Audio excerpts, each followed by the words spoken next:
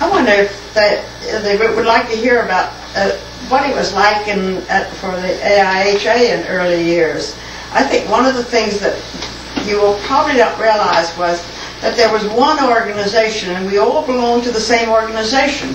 So that there were industrial hygiene engineers, there were doctors, there were toxicologists, there were physiologists, there were chemists, and we were all in one organization, and we didn't have splinter groups in those days.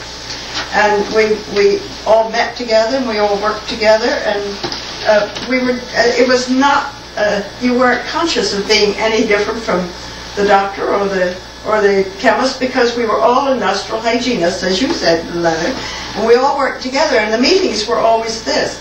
But we used to meet, maybe they like this story, we used to meet with the Industrial Medical Association. The Industrial Medical Association kind of looked down their noses at the industrial hygienists because we were a very small group of people compared with the IMA, which was very large.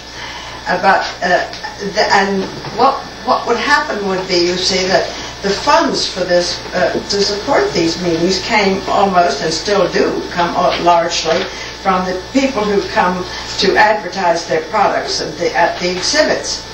And so the Industrial Medical Association, being large, felt that they were entitled to the income from, if there was any extra over the cost of the meeting, that it should go to the Industrial Medical Association.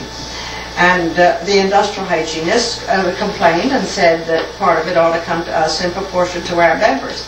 And the Industrial Medical Association responded that they did all the work, and it was their executive secretary who arranged this, and that they were entitled to it. And we really had quite a feeling between the Industrial Medical Association and the industrial hygienists.